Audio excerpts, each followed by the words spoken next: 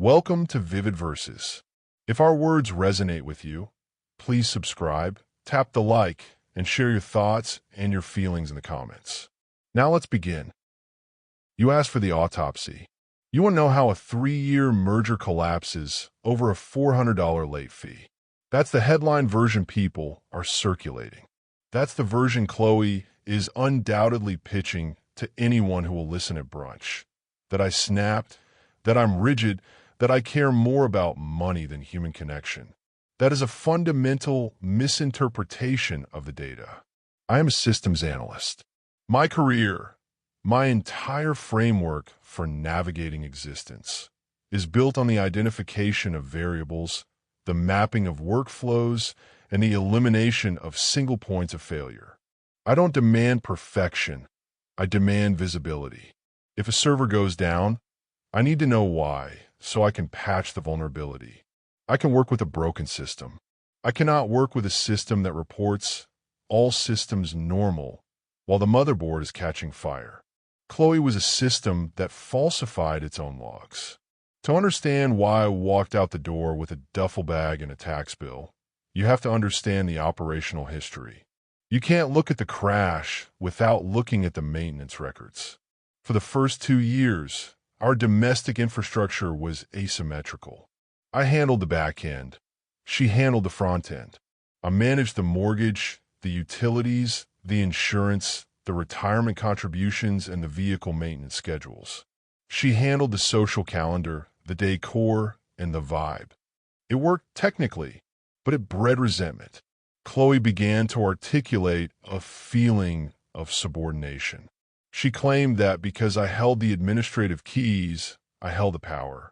She used the word infantilized frequently. She wasn't entirely wrong. When one partner holds the entire mental load of survival, the other inevitably becomes a dependent. I wanted to rectify that. I wanted a redundancy protocol. I wanted a partner who could run the ship if I was incapacitated.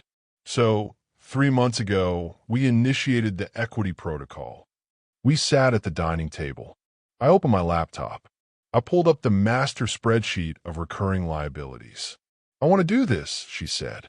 She was drinking wine, leaning forward, eyes bright. She performs competence very well. I want you to trust me with the boring stuff. Give me the heavy lifting. I looked at the list. I wanted to be fair. I didn't want to dump the difficult tasks on her, but she insisted on high-stakes items to prove a point. We divided the labor. I kept the mortgage autopay, car insurance, and utilities. Chloe took the groceries, the HOA fees, and the city property tax. I hesitated on the tax. It's a semi-annual levy. It's not a monthly rhythm, which makes it prone to slippage. It requires a manual login to a distinct government portal. It is a high-friction task. Are you sure about the tax? I asked. It's due October 15th and April 15th. There is no grace period. The city doesn't send reminders until you're already delinquent. Ethan, she said, putting her hand over mine. I have a master's degree. I can pay a bill. Stop acting like I'm incompetent. I conceded. I updated the spreadsheet. Responsibility transferred. On October 12th, 3 days before the deadline, I executed my part of the workflow. I transferred $3,200 from my personal checking to the joint holding account. I verified the settlement. Then, I sent the verification text. I kept it casual. I learned early on that Chloe interprets direct questions as accusations. Just transferred the money to the joint account. You're good to pay the city tax by the 15th, right? Her reply came in 17 minutes later. Got it. Paid it this morning. Don't worry so much. Face blowing a kiss. I read the text.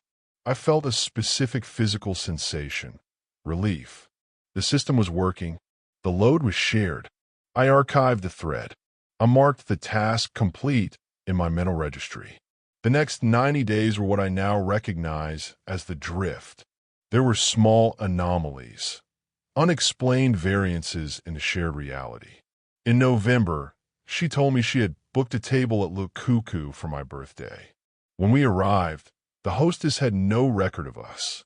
Chloe made a scene, claiming the system had lost the reservation. She was so convincing, so visually and audibly upset, that the manager gave us a table just to quiet her down. I believed her. Why would she lie about a dinner reservation? In December, the check engine light came on in her SUV. I asked if she'd taken it in. She said, "Yes, the mechanic said it's just a sensor glitch, nothing to worry about." 2 weeks later, the car stalled on the freeway. The alternator was dead. When I looked at the maintenance log in the glove box, the last entry was from June. She hadn't taken it in. When I confronted her, she said, "I meant to take it in, but then I got busy and I didn't want you to stress out, so I just said I did it." I was protecting your peace of mind. Note the logic. Deception is reframed as an act of service. Reality is edited to manage my emotional state. I let it slide. It was Christmas. Work was crushing me. We were migrating a legacy database to the cloud, and I was working 14-hour days. I didn't have the bandwidth to audit my relationship. I assumed these were isolated glitches. I was wrong. They were features of our operating system. January 11th. I retrieved the mail. Buried between a Bed Bath & Beyond coupon and a credit card offer was a red-letter envelope. City Treasurer. Office of Revenue Collection. You know the font. Courier New. All caps. It looks like it was typed by a machine that hates you. I opened it in the kitchen. Notice of delinquency. Status. Unpaid. Base amount.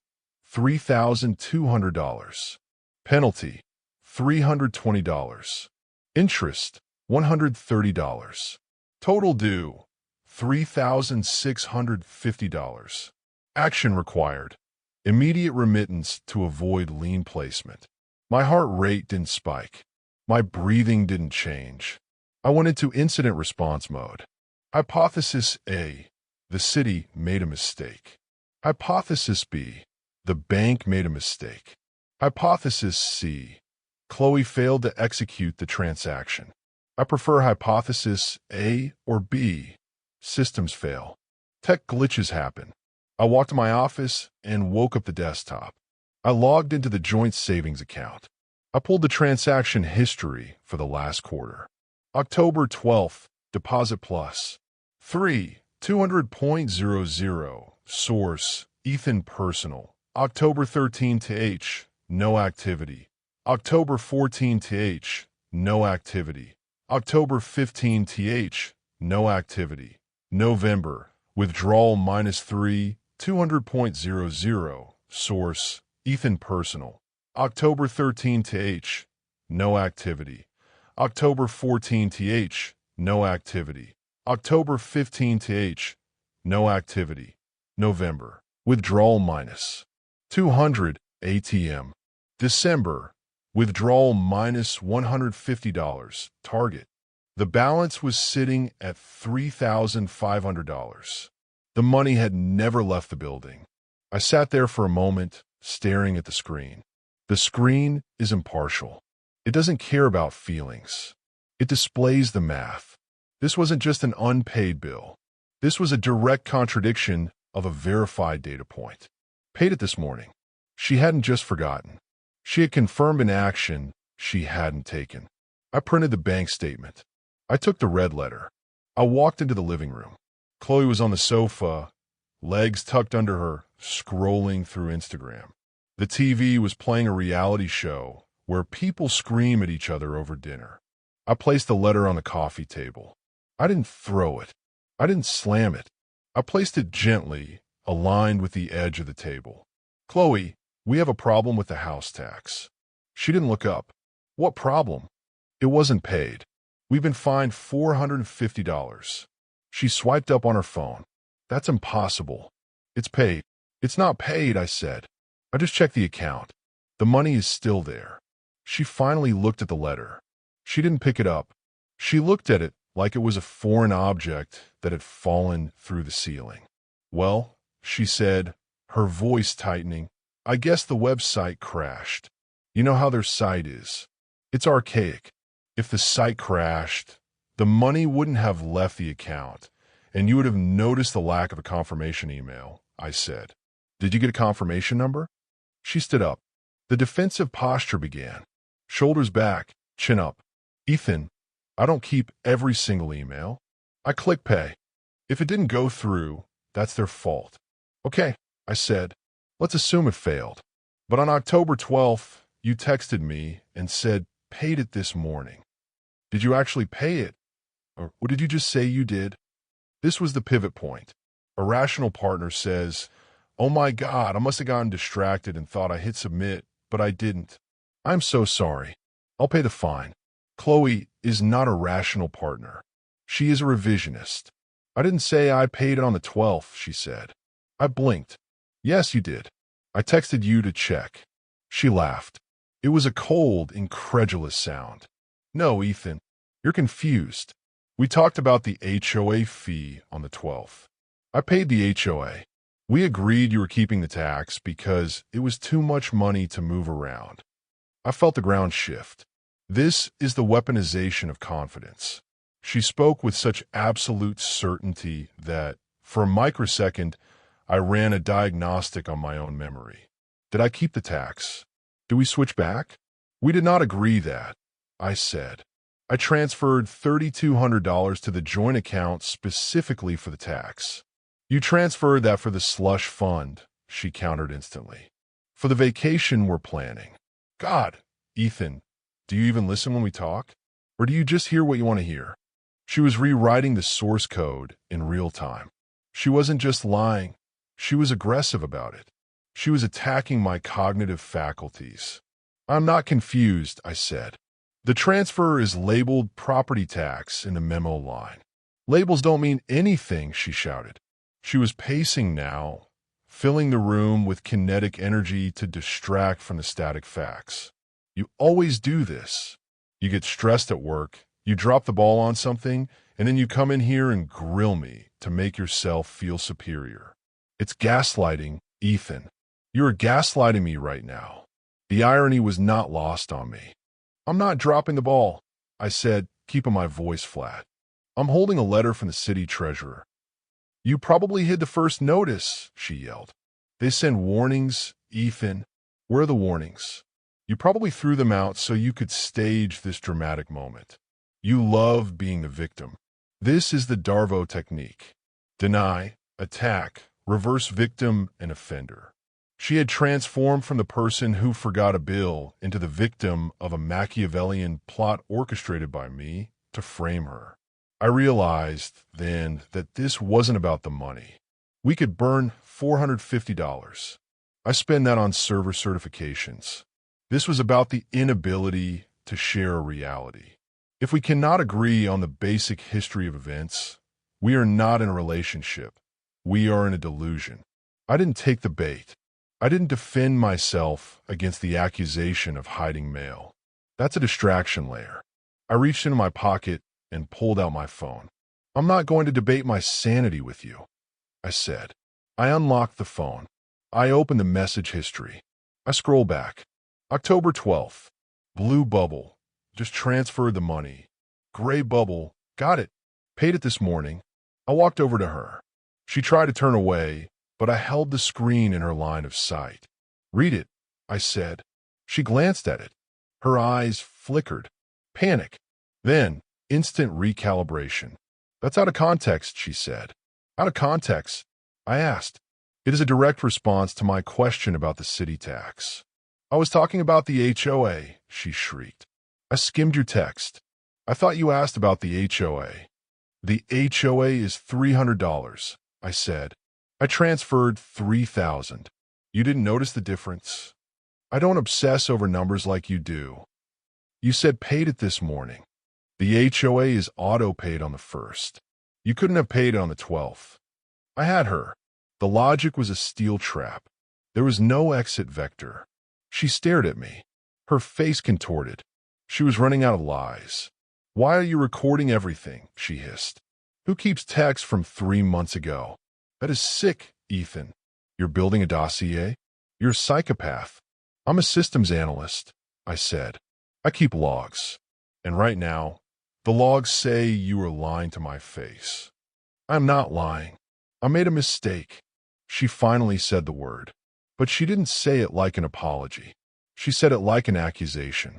I made a mistake reading a text, and you're crucifying me. You care more about being right than you care about me. I care about the truth, I said. The truth is you're an asshole, she screamed. She grabbed her phone. This is her nuclear deterrent.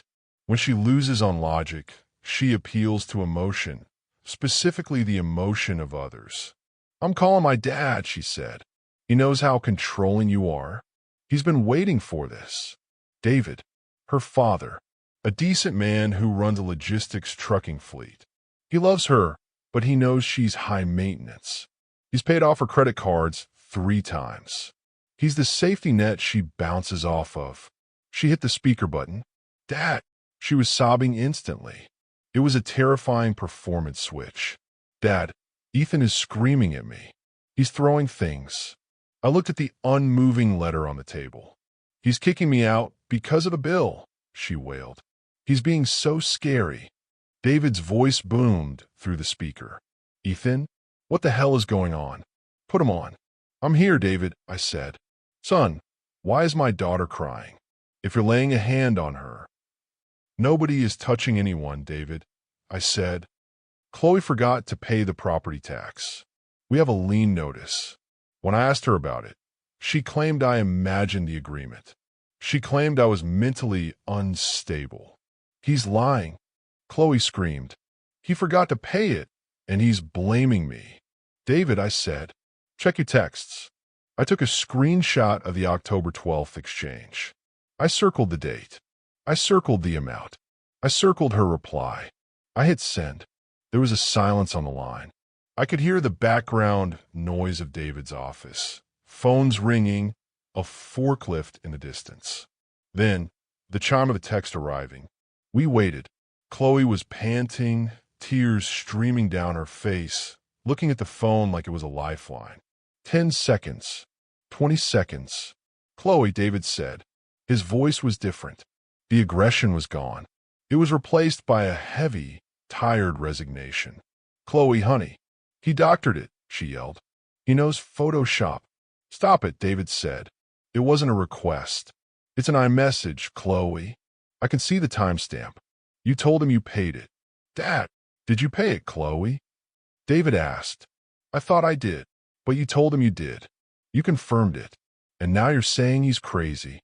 David sighed. It was the sigh of a man who has had this conversation 100 times, with teachers, with landlords, with bosses. Ethan, is the fine paid? I'll handle the fine, David, I said. Okay. Chloe, put the phone down. We'll talk later. He hung up. The dial tone hummed in the room. Chloe stood there. The cavalry hadn't come. The distortion field had failed. She wiped her face. The tears stopped, as if a valve had been turned. She looked at me with pure, unadulterated hatred. Not because I had wronged her, but because I had seen her. You realized you just humiliated me, she said. Cold. Flat. You humiliated yourself, I said. You dragged your father into a lie. You could have just paid it, she said. You have the money. You could have just said, hey, looks like we missed this, and paid it. But you had to make a trial. I need to be able to trust the person I live with, I said. I can't trust you. If you lie about a tax bill, what happens when it's something real? What happens when it's a medical decision? What happens when it's a child? I'm not a liar, she said. I protect myself from your judgment. We're done, I said. It wasn't a decision I struggled with. It was a calculation that had finished processing. The output was clear, incompatible. I walked past her. I went to the bedroom. I pulled my gym duffel from the closet. I packed efficiently. Laptop, charger, external hard drive. My life is on there. 5 shirts, 3 pants, underwear, socks, toiletries kit, passport. It took 6 minutes. When I walked back out, she was sitting on the couch, staring at the blank TV. She didn't look up. You're really leaving? She asked. Yes. Over money. Over reality, I corrected. You'll be back, she said. You're just having a tantrum. You'll be back in 2 days when you realize you can't cook. I can cook, I said. I just never got the chance. I walked out the door. I locked it behind me. I didn't slam it. I drove to the Marriott 3 miles from my office. It's a business hotel. Clean, sterile, reliable Wi-Fi. I checked in. Room 412. I sat on the edge of the bed. I didn't cry. I didn't drink. I opened my laptop. I had to secure the perimeter. I logged into the joint account. I transferred my half of the remaining balance back to my personal account. I left her half, plus the $3,200 meant for the tax. I paid the city treasurer $3,650 from my personal account. I didn't want the lien attached to my credit report. I viewed it as a severance package. I removed my direct deposit from the joint account. I canceled the supplementary credit card she held in my name. Then I handled the narrative. I knew Chloe. By tomorrow morning, she would have a story. I would be the villain. I would be abusive. I didn't blast social media. I didn't post a status. I sent one email to her. Subject, logistics. Body, I have paid the tax bill to avoid the lien. Receipt attached. I have transferred my share of the savings out. I will continue to pay my half of the rent and utilities until the lease expires in May. I will act as a guarantor for the lease until then, but I will not be renewing. I will arrange for movers to collect my furniture on Saturday. Please ensure the deadbolt is unlocked between 9 a.m. and 12 p.m. 2 days later, the text started coming in from our mutual friends. Mark, hey man, heard things are rough. Chloe said you snapped. You okay? Sarah, Ethan, I know you're stressed, but kicking her out of the account? She has no money for groceries. She was spinning the web. She had omitted the tax bill. She had omitted the lie. She was selling a story where I cut her off financially because of a mood swing. I didn't engage in a PR war. I didn't write paragraphs defending myself. I replied to Mark, it's complicated, but we're done. I paid the bills. She's not destitute. Just needed to separate finances. To Sarah, she has $3,000 in the joint account. She's fine. I kept it dry. I kept it factual. The people who know me, who really know me, know I don't snap. They know I don't act without data. The ones who believe her version, they were never my friends. They were an audience. It's been 4 days. I'm still at the Marriott. The room is quiet. The air conditioning is a steady, white noise hum. I miss her. That's the variable the data doesn't account for. I miss the smell of her shampoo. I miss the way she curls up on the couch. I miss the idea of us. Biology is messy. It releases cortisol and oxytocin in response to stimuli that logic says we should reject. I acknowledge the pain. I observe it, but I do not act on it. She has texted me 20 times. I'm sorry. I was just scared. Can we talk? I love you. You're throwing away 3 years. I haven't replied. There is nothing to talk about. The I'm sorry is only happening because the I'm right strategy failed. If I went back, the cycle would reset. The next time she missed a bill, or crashed a car, or forgot a commitment, the gaslighting would be more subtle. She would learn from this error. She would patch her own software to be a better liar. I am not a beta tester for her character development. Yesterday, I went to the apartment with the movers. I gave her the window. She wasn't there. She had left a note on the counter. Take your stupid chair. I hope you're happy being right and alone. I looked at the counter. The red tax letter was gone. The table was clean. I told the movers what to take. My desk, my books, the Eames chair, my clothes. I walked through the empty spaces of the apartment. It felt smaller. I checked the thermostat. She had left it on 78 degrees. Inefficient. I turned it off. I left the keys on the counter. The cost of the incident was $3,650 plus the price of a hotel room and movers. The value gained was the remainder of my life. When I drive to work now, I don't have that low-level hum of anxiety in the back of my skull. The subconscious processing power dedicated to double-checking her work anticipating the next crisis, preparing the defense for an argument that hasn't happened yet. My bandwidth is my own again. The apartment is gone. The girl is gone. The system is stable. Thank you for listening. That brings today's story to a close. If you enjoyed it, please consider subscribing. See you next time.